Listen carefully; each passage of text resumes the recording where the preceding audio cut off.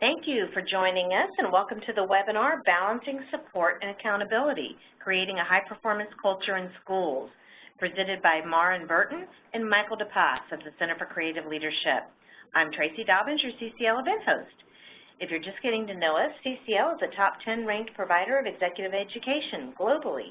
Since 1970, CCL's mission is to improve the understanding, practice, and development of leadership at all levels for the benefit of society worldwide.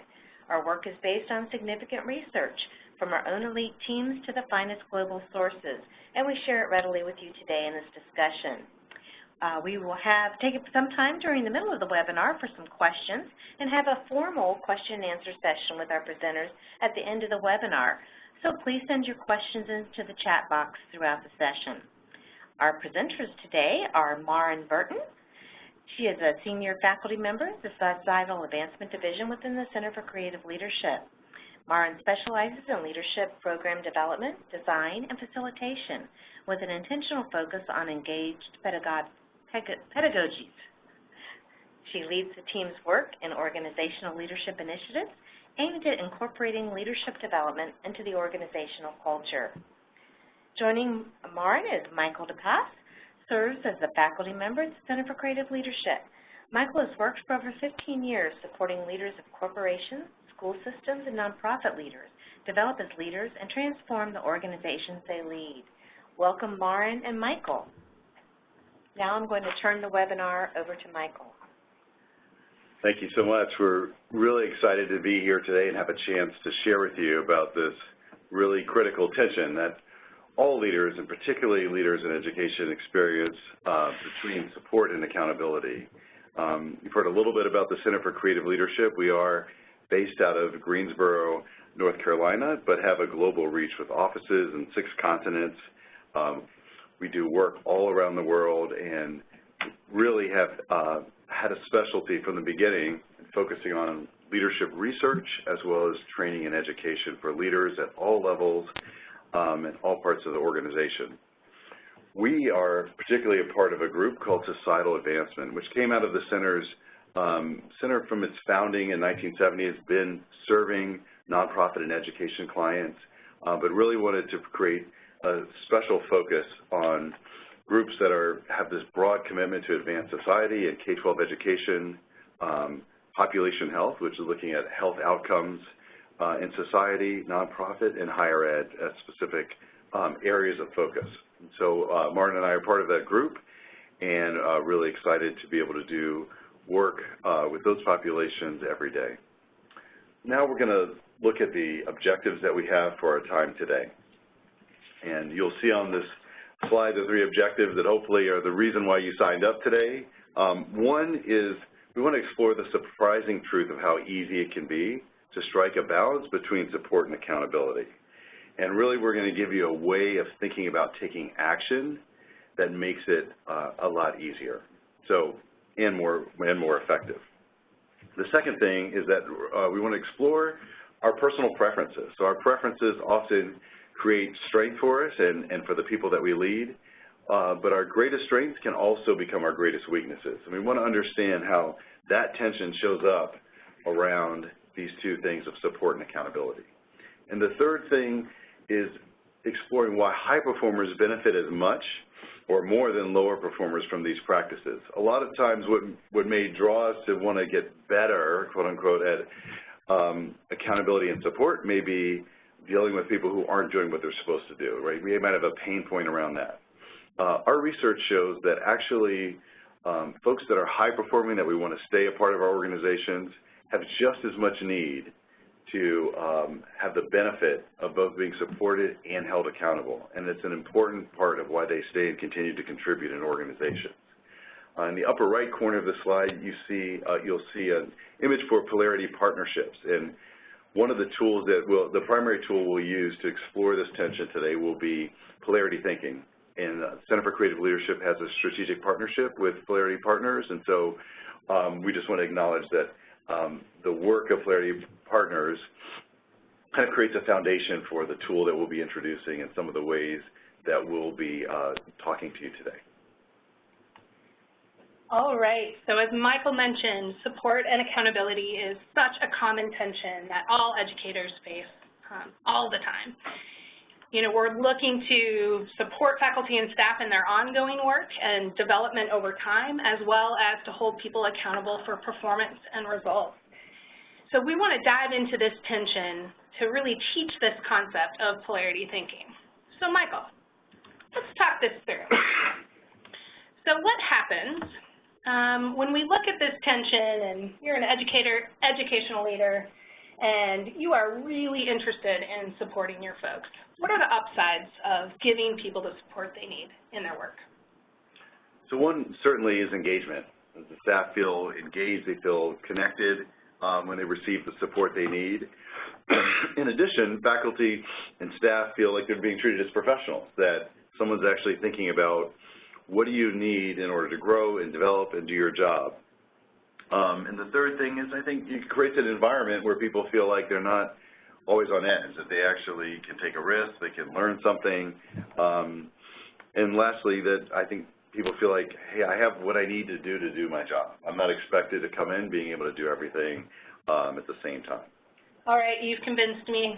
I mean, I want to support people. I want all of these outcomes. This is so positive. It makes me just want to live in the land of support, right? But of course, you and I know there's another side of the story, which is that there's this other part of this tension, and it's about accountability and how we really think about holding people responsible for and accountable for results. What do we get when we hold people accountable? The first thing is things get done, right? And educational organizations are under tremendous pressure for results. So definitely things get done, and when things don't get done, we fix them, right? Accountability allows us to draw attention to when things aren't getting done. People also get the feedback they need. So people get the information they need on how to do things better by having accountability. They get clarity on what's expected, and you know, I think that's critical to people succeeding, is that they're really clear on what do I need to do this job, what I need to do to advance.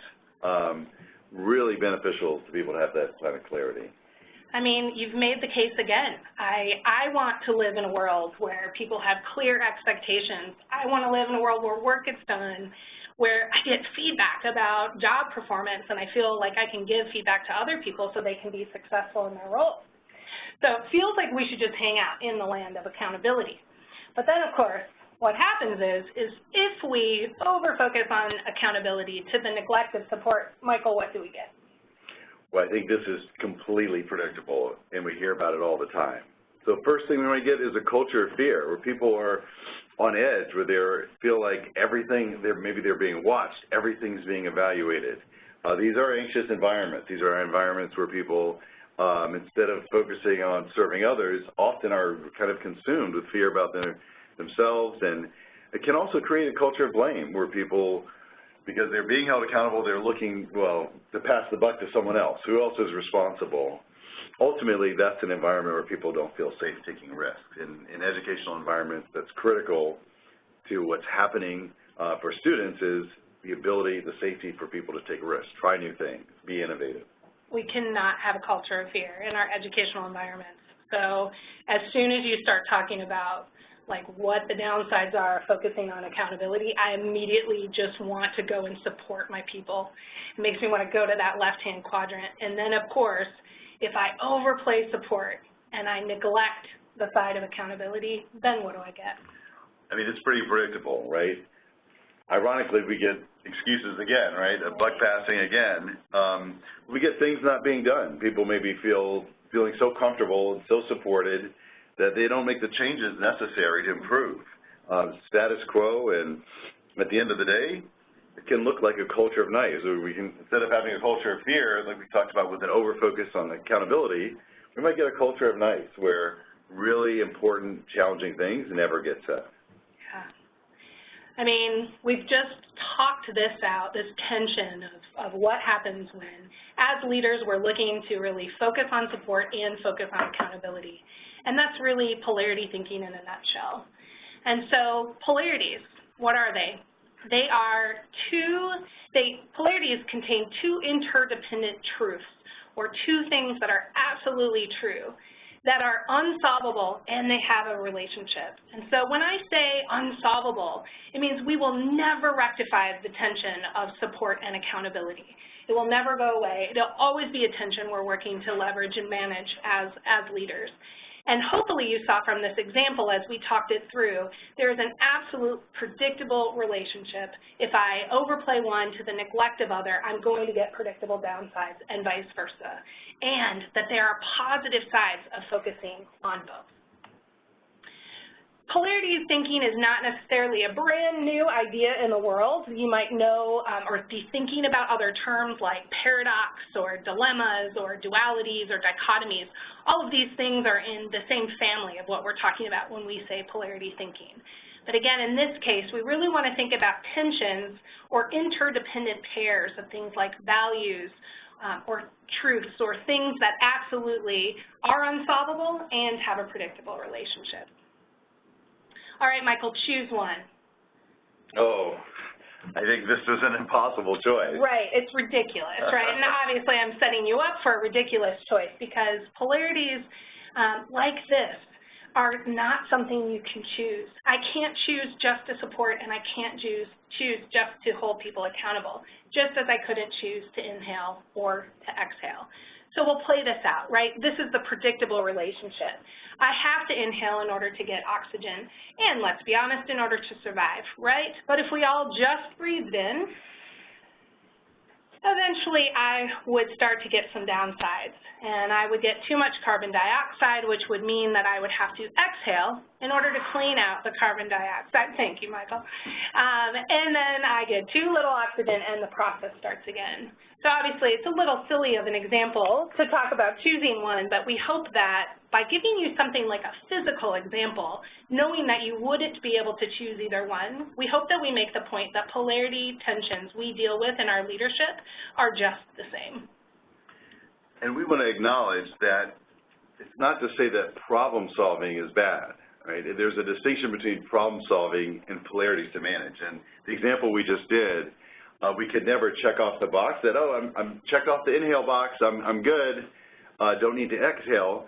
At the same time, in any given moment, I have a problem to solve. I need to either inhale or exhale. And there are things that are straightforward in black and white. And there are a lot of those things we have in education. What we'd like to do is add to your toolkit. Many of you have gotten to the seats that you're in because you're really good at problem solving. You're really good at actually determining a direction when there's a challenge or an opportunity. And we want to add to your toolkit polarity thinking, which will support your ability to easily provide and powerfully provide support and accountability to the people you lead. So some things we asked when we were trying to figure out, are we looking at something that's a polarity or a problem, is the challenge ongoing? And if so, it might be a polarity to leverage over time. When we talk about this word leverage over time, meaning any kind of tension, we can actually want to get the benefits of both over time. So you can imagine if I was training for a marathon, my ability to leverage inhaling and exhaling might actually look different than it looks now because I'm not training for a marathon. But if I was training for a marathon, I might actually want to build my capacity around inhaling and exhaling to support what I'm doing in that kind of dynamic way. And so polarities have that dynamic nature. They're ongoing and they can actually be leveraged. We can get more of the upsides over time and less of the downsides.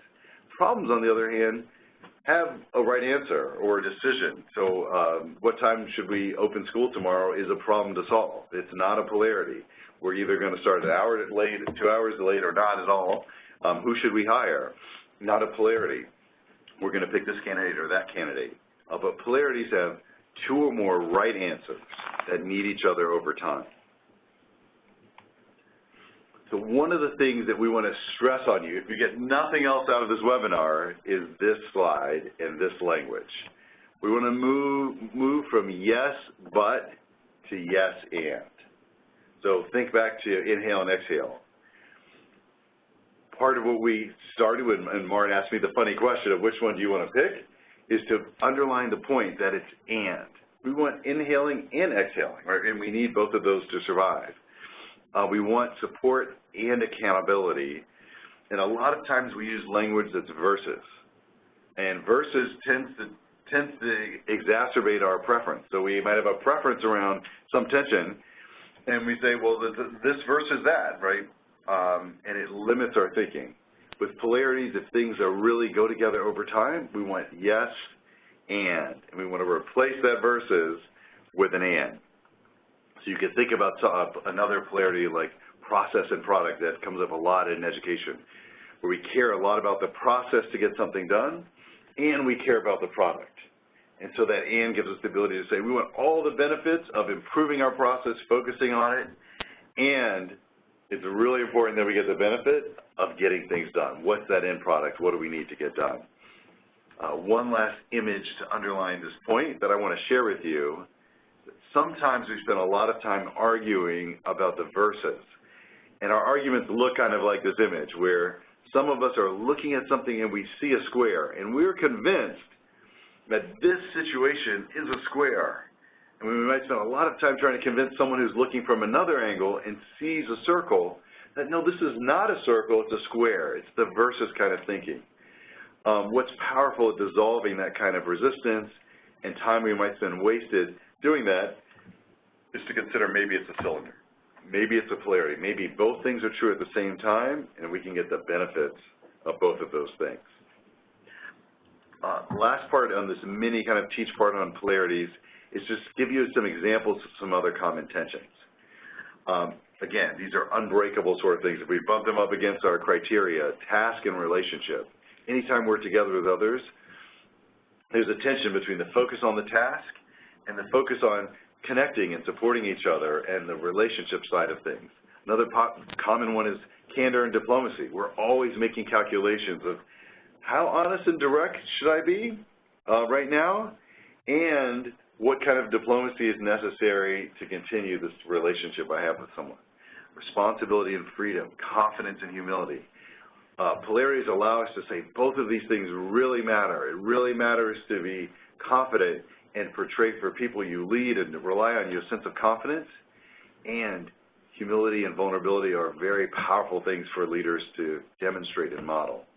A few others are control and empowerment, grounded and visionary, structure and flexibility, logical thinking and creativity, individual responsibility and group responsibility, planning and implementation. So we wanted to give you kind of, take you around in the universe of these are some common tensions. We're focused on support and accountability today, and as part of this kind of universe of tensions that we're all in every day that aren't going anywhere, but if we can see and understand them, if we can identify them, we have the opportunity to leverage them, to get a little bit more of the upsides of both and a little bit less of the downsides. Now, as Michael was going through this list, you might have been listening to a couple of these tensions, and some of them might have been resonating with you more than others, and maybe identifying a couple tensions that might be playing out within your individual leadership. One of the things we want to make sure that we stress is that very often we have a preference for one pole or the other. We have kind of a go-to, a place where we feel a bit more comfortable. Let's say candor and diplomacy. For some of us, we are truth tellers and we live very comfortably in that space of candor.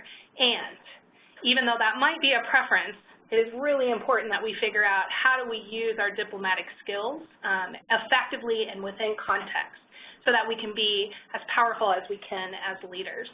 So each and every one of these are tensions that have that predictable relationship and that will continue to exist. We won't solve it.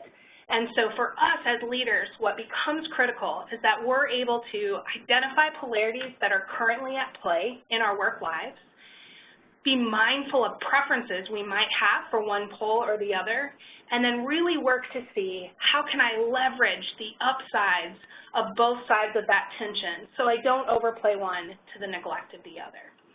We want to focus on that, going back to that support and accountability tension, and give you an opportunity to reflect on how that might play out in your work life. So I'm going to talk you through this reflection exercise, and I'll give you an example as we go. If you have a scratch piece of paper handy, that's great if you want to write this down. Otherwise, you're welcome to just do this as a mental exercise in your head. And so with any tension, we can go through this ABCD chart. For now, to practice, we're going to focus on this support and accountability tension. So I'll start with A, and I'd like us to think about, from support or accountability, as you've been listening to some of these examples, make a note about which is probably your preference. Do you probably prefer to support your people, give them what they need, give them re-encouragement, and focus on kind of that development over time? Is that your preference? Or is it about, I'm really focused more on results and making sure people understand their expectations and are working to meet them? Which preference might you have? And I'm going to ask you to reflect on that in this column in the section A, and I'll give you an example. So I would write, sometimes I think I'm too focused on support. So I'm choosing which one it is likely that I have that preference for. And then what I'd ask you to do is just write out a brief sentence about how that plays out. So sometimes I think I'm too focused on support. I'm reluctant to say things that may make people feel uncomfortable. That's an example of how that might play out within my own leadership. For you, you might have another aspect of support that's true for you, and you'll want to focus on that language. Like you might say, sometimes I'm too quick to want to reassure someone that everything's okay, even when some reflection and maybe a little bit of discomfort would be valuable for their development. So take a moment, answer A.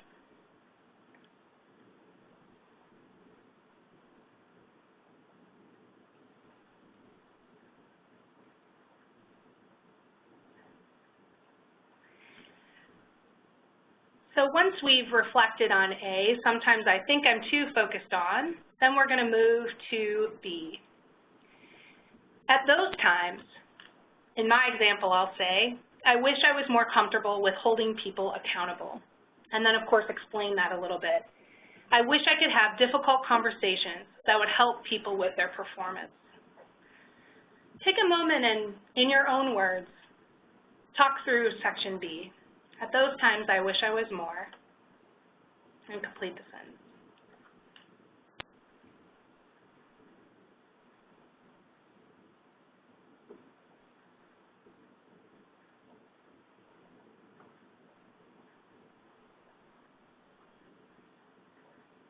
And as we carry through this relationship, that brings us down to box C. But if I do too much of that, too much of holding people accountable, focusing on accountability, then I worry that people will feel discouraged. I worry that having hard conversations with them will make them lose steam in the work that they're doing. Take a moment to complete box C.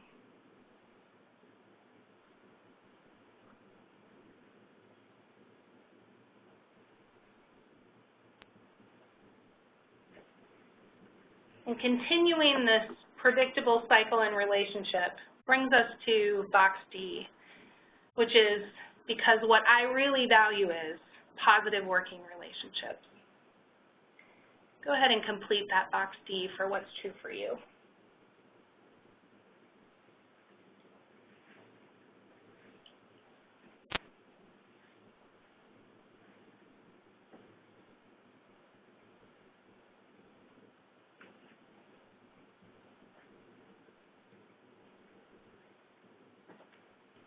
All right. First of all, I know it was just a moment, but I hope there was some valuable reflection time about how this particular tension might play out in your own leadership. This is usually a time when our participants have maybe some new insights about how polarity thinking might show up for them, in addition to some questions. And so we want to check in with the chat box to see, are there some questions, or is anyone having an insight they'd like to share with us at this point in the webinar?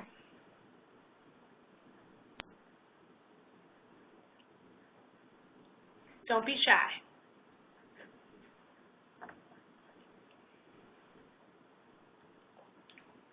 I did see a comment from Sarah up above before you asked that about me too much focus on support. I had to learn to coach people when they need to make a significant change. Absolutely. And we have this desire to support people, and isn't that what we're there to do within our leadership, right?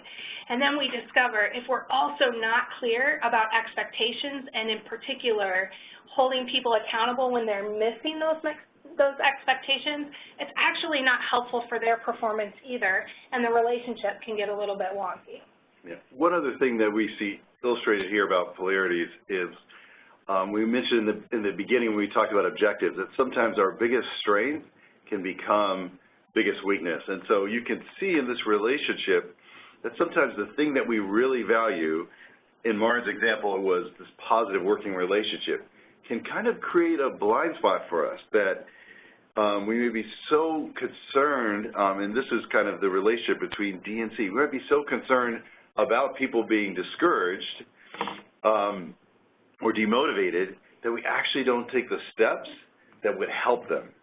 And so this is part of one of the big things we wanted to explore, you to reflect on is, what's my preference? Because that preference can create all this strength, but it can also create all of these problems, things that I might not be able to see or may not be able to recognize because I have such a strong value either on providing accountability and clarity or such a strong value on people feeling supported and that I have their back.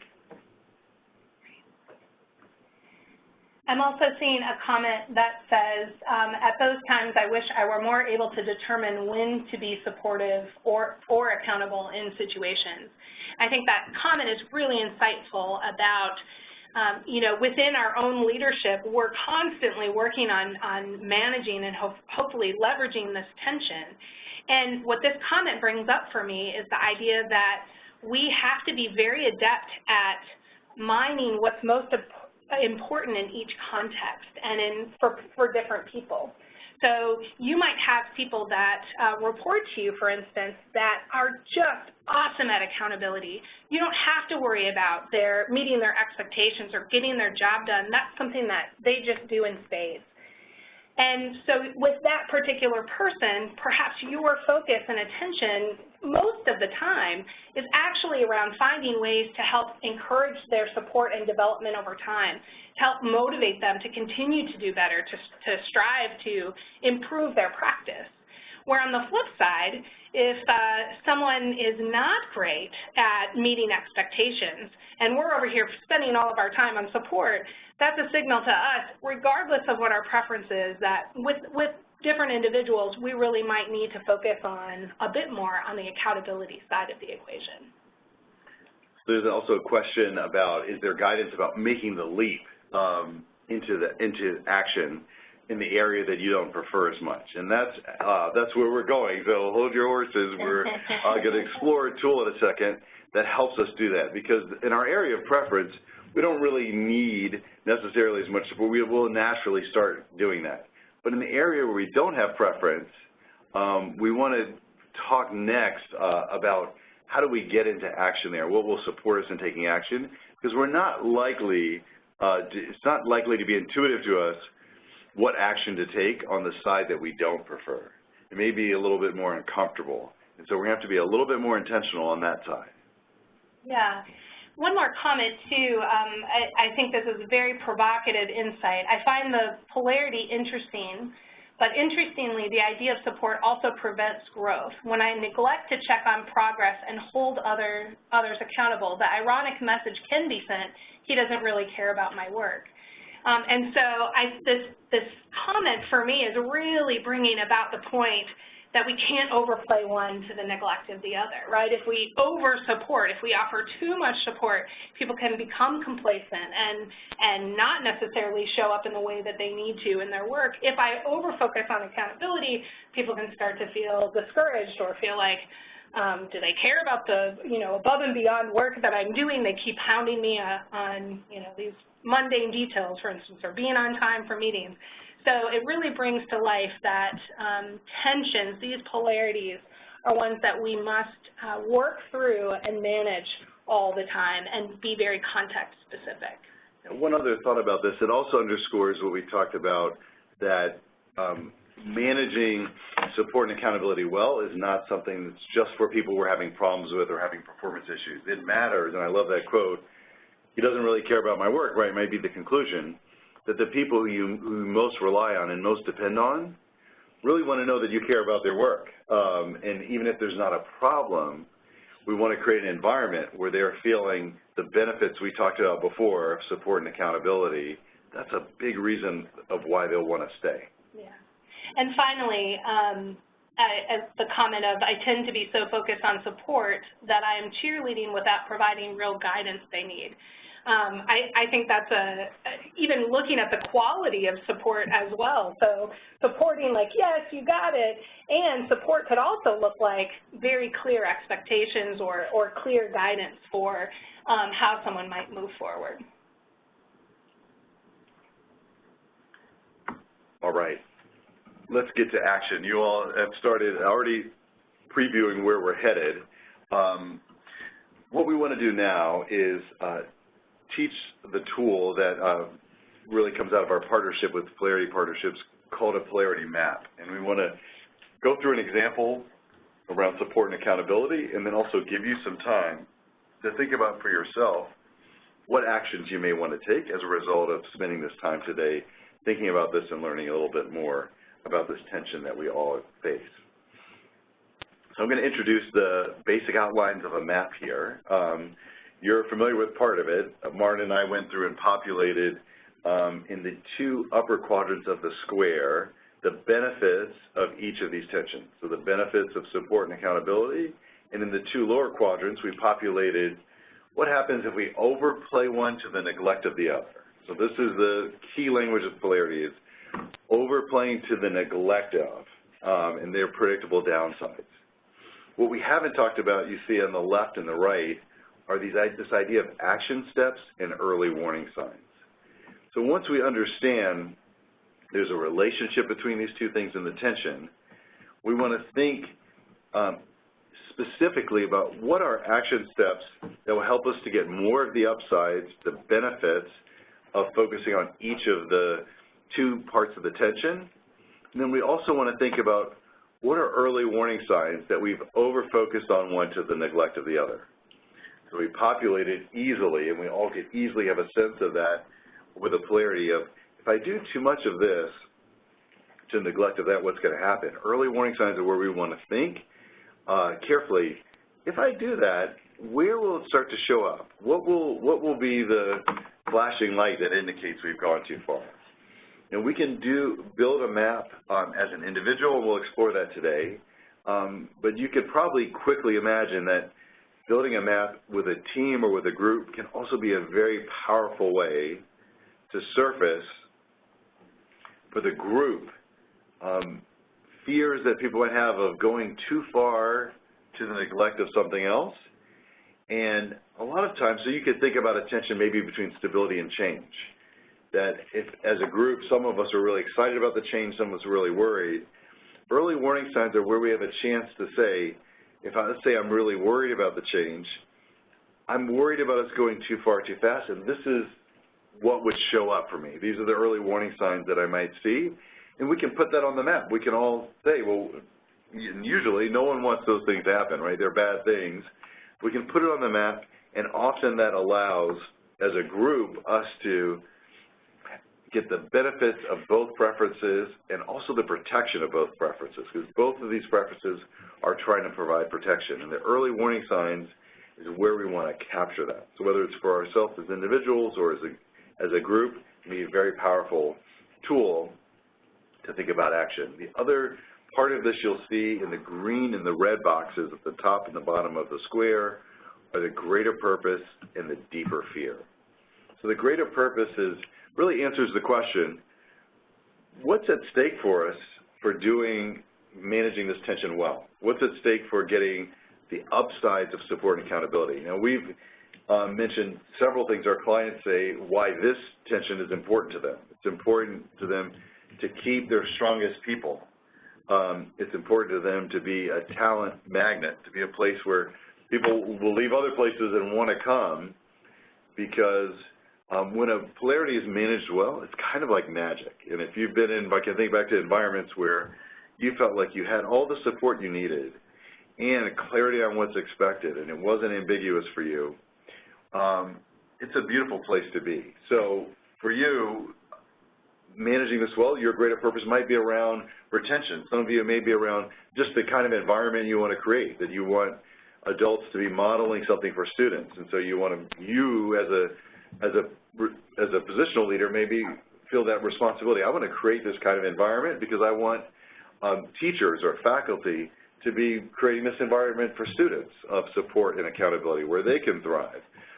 So there may be lots of different things that are customized, but greater purpose is usually what brings us all together. Regardless of our preference in this tension, we're kind of joined at the greater purpose. And the deeper fear, kind of what's at stake if we don't do this well? What's at stake? What could happen? And so for some people in education context, with support and accountability, it could be we lose our best people. We have an environment, a culture that takes away from our ability to support our students, those kind of things.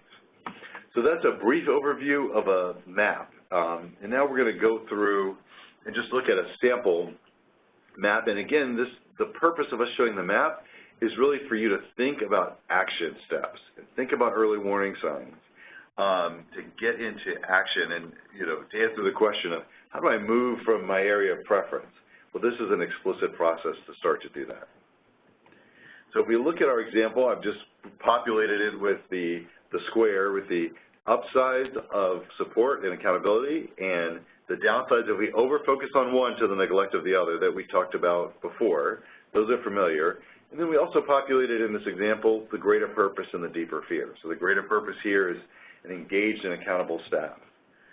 The deeper fear is the loss of good people. So that may be, in this example, we'll just use those as what's pulling us forward and what we're kind of trying to make sure we avoid.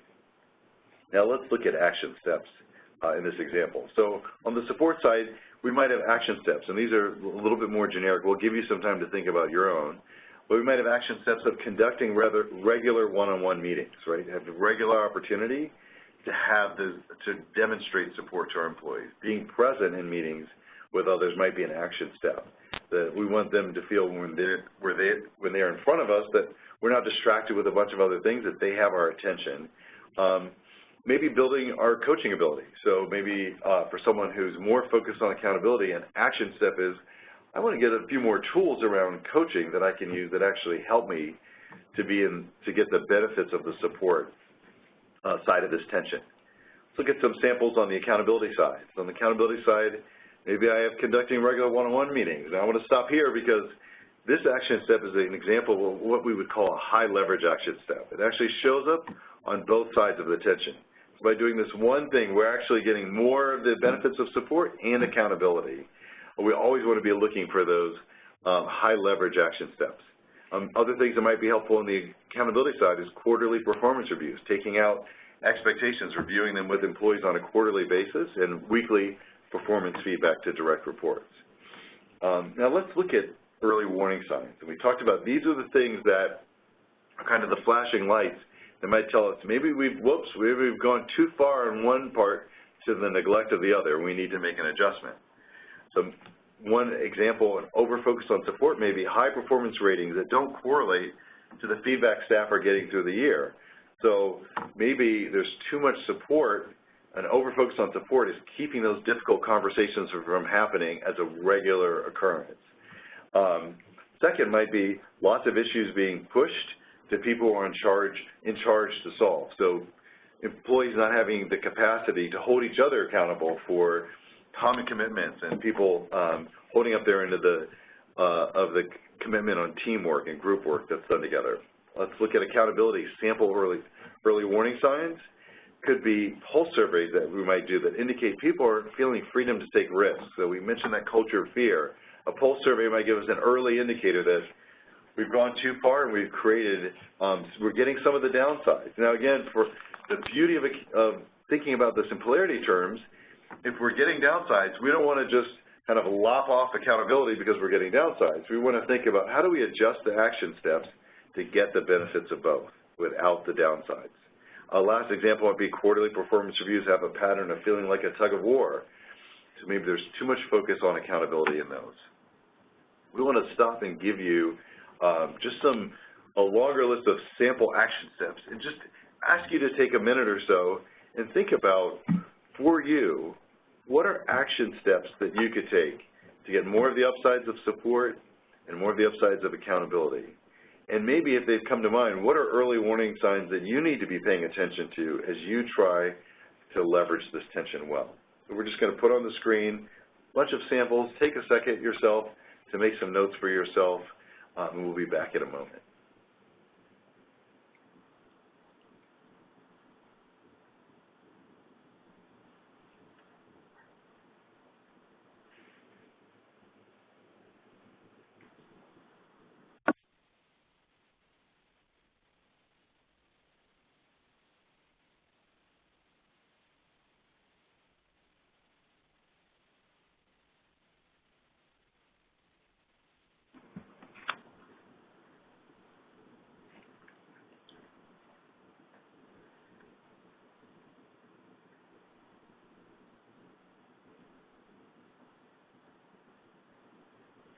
So you can imagine, looking at these examples, that you could build a map like this for yourself. And we've seen leaders that post these on their walls so it's kind of visible to them, how they're or carrying around kind of a simple hand-drawn map. We've had leaders draw it in a dirt floor in, in rural areas.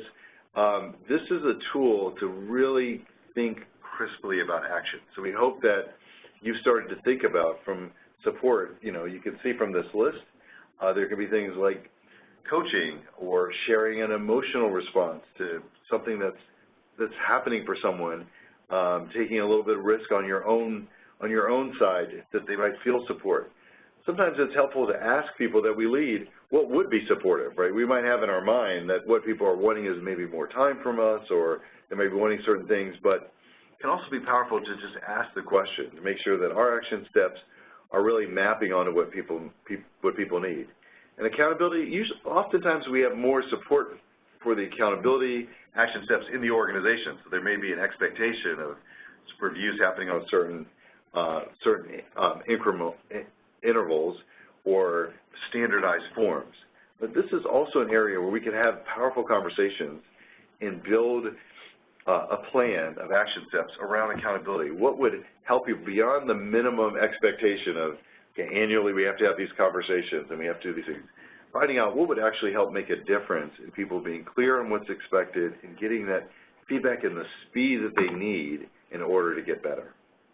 Just wanted to point out, too, I saw a comment in the chat box that, doing something like having one-on-ones might be one of those high-leverage action steps, because we definitely talk about this at the center that, leadership is about relationships. It's about building effective and positive and healthy relationships. And doing something like leveraging these really important tensions helps you to build the relationships that people can rely on and count on in order to do the jobs that we're all here to do within education.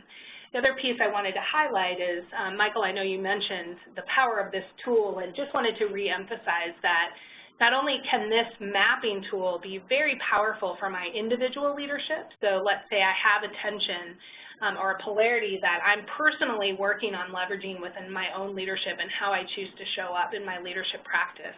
I can do this map as an individual on my own and really get some clarity about some action steps that I might want to take, and do some goal setting around how I might be more effective within my leadership. And then in the teams that we work with, we've also just had great success with looking at important tensions that teams are working to leverage within their schools, within their educational leadership teams. And this gives us a way to unlock the real preferences and the upsides of leveraging any tension you might be dealing with in your educational environment. And to do it in a way, back to what you were talking about, that it's not right or wrong, you're not right, I'm not wrong, that we both, because of our preferences, that both sides of those poles are true. And that means this tool gives us a way to talk about it in that yes and thinking that you mentioned before.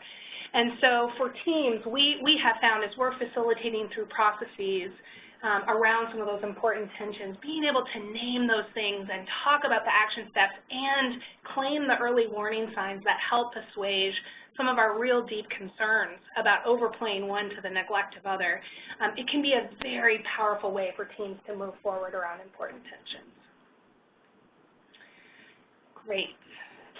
So in a moment, we're going to open it up for questions. And so that was your primer. Give us some questions that you might have. For now, I'll work on just putting together some of our summaries of what we've talked about today, and then we'll get to some questions. So hopefully you are clear that polarities, first of all, are two interdependent truths that have a predictable relationship, and we usually have a preference. And today we zoomed in on the tension of support and accountability because it's so critical in the lives of educational leaders. We want you to be mindful of when we have those preferences around one pole or the other, and then to work to be intentional about how you leverage that less preferred style, or the less preferred side of the polarity. That's always a heads up to me when I feel that kind of feeling in my stomach of, oh, I feel uncomfortable going there. That's probably the place where it's less preferred, and I have some leadership development work to do so that I don't overplay my preference and get the downsides of the other side. One thing is, Michael and I always stress that you have to find authentic ways to leverage the upside of both. Michael says you don't need to become someone else, and I just think that's so critical here. So it's not like, you know, here you are, this most supportive person, and all of a sudden you become this person that's like laying the hammer down, like really focusing on accountability, and people are looking at you like, I do not recognize you and who you have shown up to be in this world, right? So it's not about becoming someone else. It's about really flexing some other muscles and practicing some of the less preferred styles. So you will have an authentic way to start to focus on accountability. And so we want to stress that this has to feel genuine and authentic with who you are as a person as you're evolving in your leadership practice. Again, look for those high leverage action steps that will move the needle on both. And then finally, you know, effective leaders must leverage both support and accountability. And there are upsides of both about high performers will stay and contribute more powerfully. So as Michael said, if this is an awesome environment to work in, I want to stay. And low performers will get what they need in order to improve. We wanted to give you a couple resources. So, of course, our shout out to Polarity Partnerships and Barry Johnson in this book, Polarity Management. It is a critical resource that's been very helpful for us as well as many of our clients that we work with. And then also the book, Unleashing the Positive Power of Differences, and that's really about polarity thinking in our schools. So a bit more of a focused resource there. Please visit the Polarity Partners website as well. They have some resources, and they're a tremendous partner with us. And finally, of course, we would love to work with all of you. You might have an interest in exploring this idea of polarity thinking even further. Also know that we cover the gamut of leadership topics. We work with top educational leaders, we work with superintendents, we work with both independent and public schools, we work with the whole system, leadership teams, individual leaders, you name it. We are thrilled to be able to contribute in the world of leadership development. Here's some contact information about how to reach us, and we hope that we hear from you soon. So at this point, we would love to open it up. We have about 10 minutes remaining, and would love to hear some questions that you have. Again, just send those into the chat and just direct it to all participants if you want so that everyone can see the questions that are coming in. One question from Kelly is, what is the best strategy to deliver the feedback? So we have an awesome CCL participant from Vermont, Kelly. Good to see your name on here. And her question is, what's the best strategy to deliver this feedback, and she put in a plug for one of our feedback models called SBI, or naming the situation, the behavior, and the impact. And first, Kelly, I just want to say that, you know, you're spot on the money in, first of all, understanding that feedback is a critical role, in particular around this tension of support and accountability.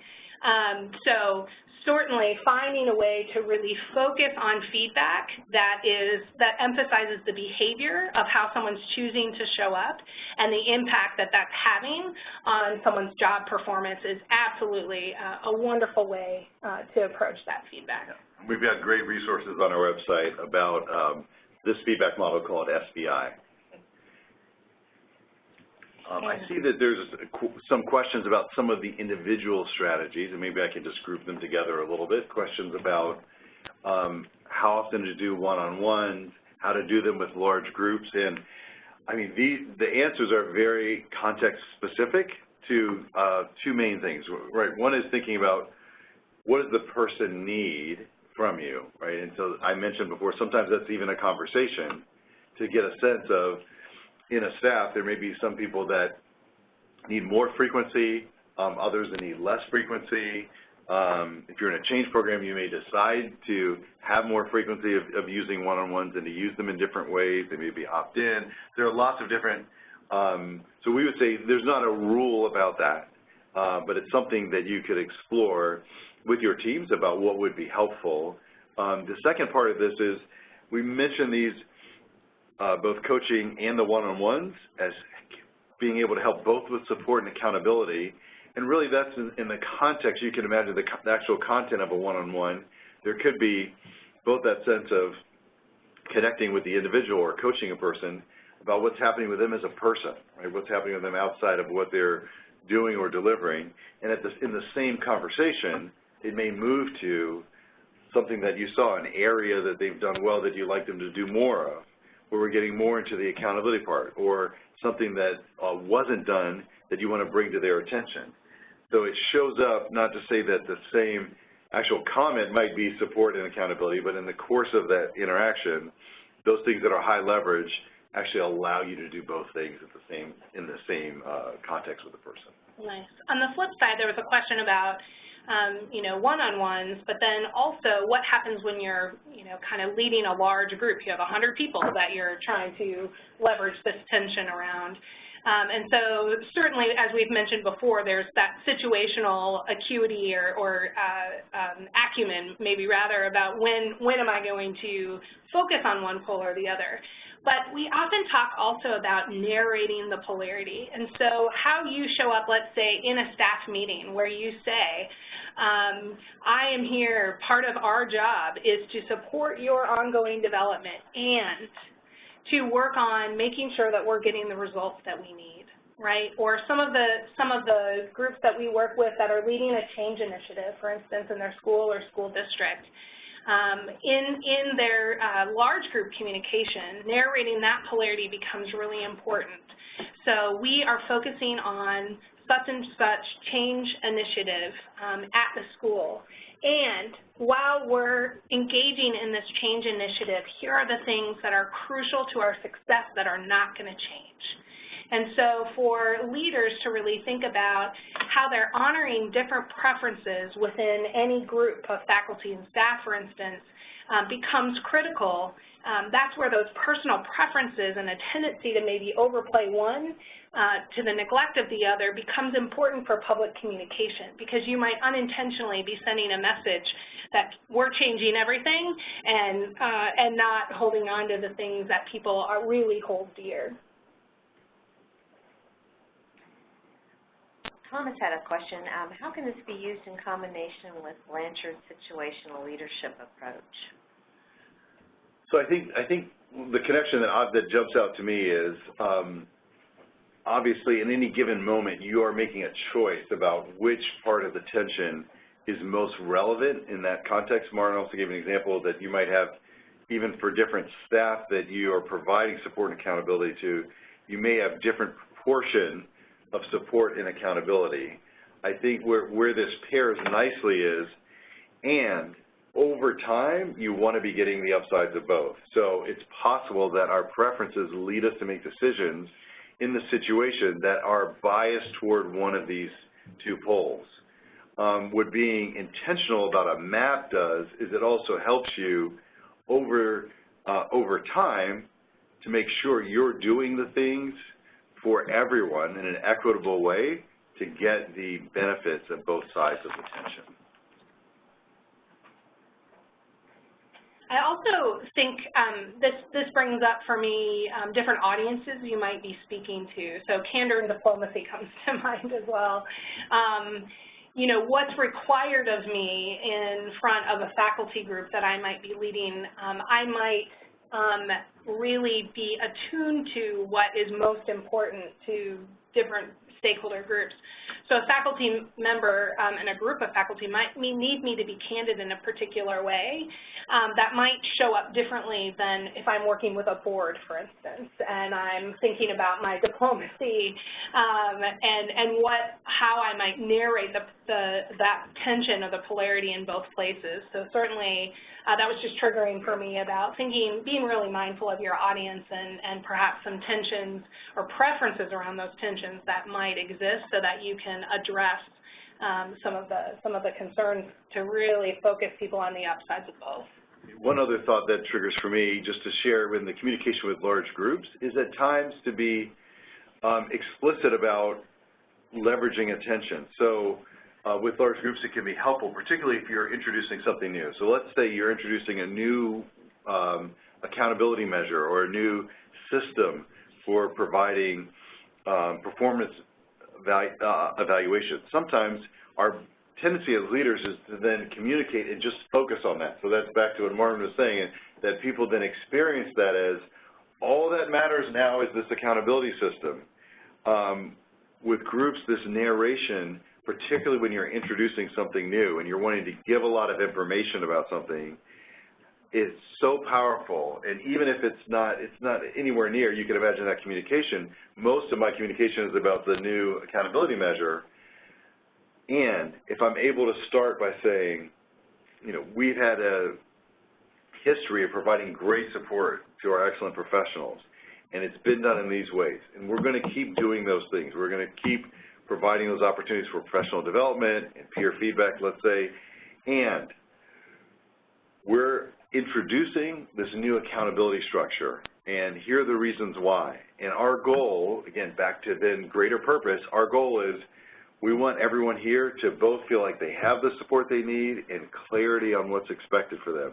That's what we're going for. That communication can feel radically different just with those slight changes of acknowledging the greater purpose, acknowledging the other pole, than just focusing exclusively on, here's the new thing that I'm really excited about, and leaving questions in the minds of everyone who has a different preference about what's going to happen to the thing they value most. Well said. Great. I think we're reaching the end of our time here. I want to thank Lauren and Michael for sharing the surprising truth about how easy it can be to strike a balance between support and accountability. This will conclude our program for today. Be on the lookout for a follow-up email later this week, which will include a link to the webinar recording. We hope that you enjoyed this session and will join us again for a future webinar. We'll stay online for just a few more minutes, so feel free to send any additional questions into the chat box.